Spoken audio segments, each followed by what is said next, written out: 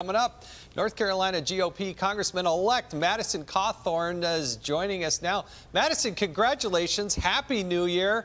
Come Sunday, you're going to be a member of Congress. I just can't believe it. I mean, it's an incredible opportunity. I am so thankful to the people of Western North Carolina that I get to go and serve. It's the honor of a lifetime.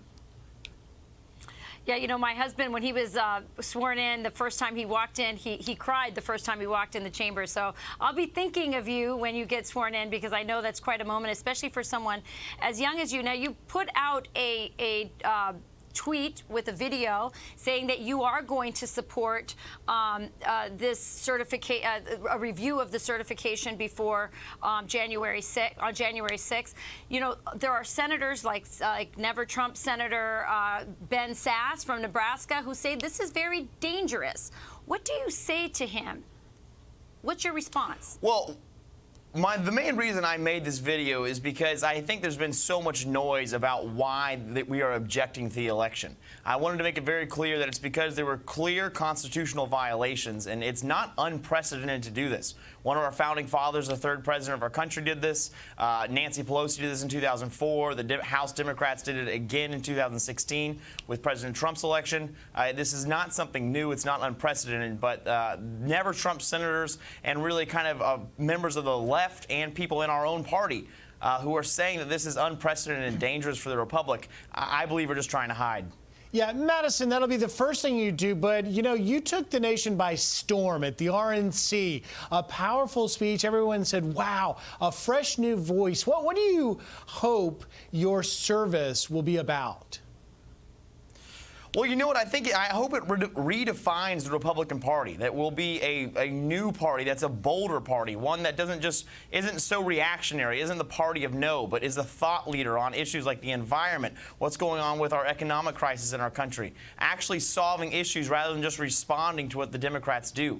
I believe that our party should welcome everybody, regardless of religion or race. As long as you believe in freedom and free market capitalism, you're welcome here. Well, I got to tell you, Madison, I'm as excited as anybody about you personally going to Congress. You're going to be the youngest member of Congress. You and people like Lauren Boebert and some of these others, a fresh new voice. You are the hope of the future.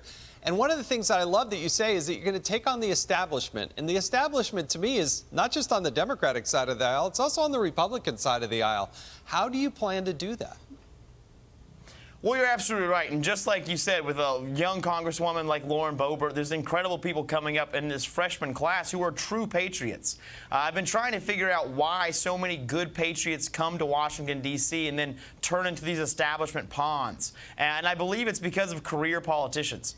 You know, I think it'll be a monumental task, but I believe the best way to fix this is, one, to get money mostly out of politics, but two, to get term limits on Congress. I believe that'll take a constitutional amendment, but getting these people who out of even in our own party who have been there for 10, 20 years, I think that'd be the best way to fix Washington, D.C.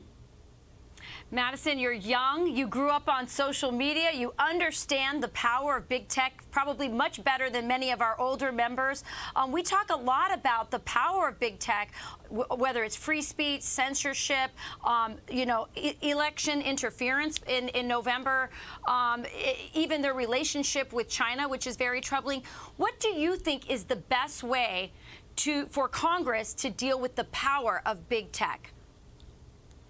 Well, one, you have to look into it and see if there really truly is a monopoly going on with big tech, specifically with social media, Facebook and Twitter.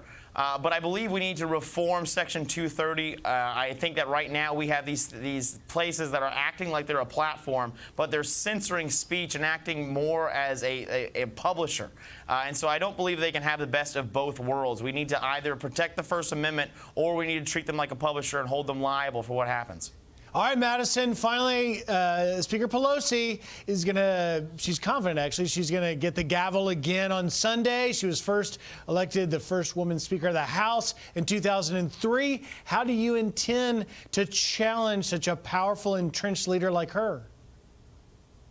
You're no doubt she is probably one of the most powerful speakers we've ever had in our nation's history. I don't think she's going to be a really large fan of me, but I think the number one way we can fight against the Democratic machine right now, as we are in the minority, is to actually fight this culture battle.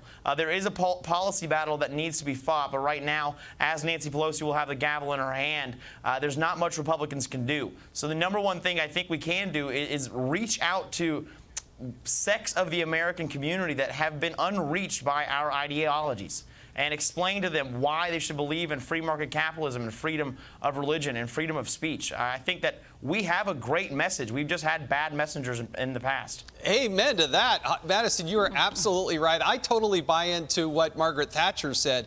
She said, first you got to win the argument, then you can win the vote. You are one of those bright young voices, and I hope you go out on all the networks, everywhere you can be heard, especially into the lion's den of those liberal bastions, and go out there and make the case for the conservative cause. You have already stirred the pot, but you have this really unique opportunity. I'm so thrilled and excited for you and what you're doing, and God bless you. Godspeed. Thank you all. And Jason, I just got to say, a really big fan. You inspired me to run for Congress when I was very young, so thank you very much. I'm honored. Thank you. That's a ringing endorsement. Happy Congressman-elect. All right, Happy New Year. Congressman-elect Madison Cawthorn. It will be fun to watch your career, sir, and congratulations. Thank you all. Have a great morning. Happy New Year.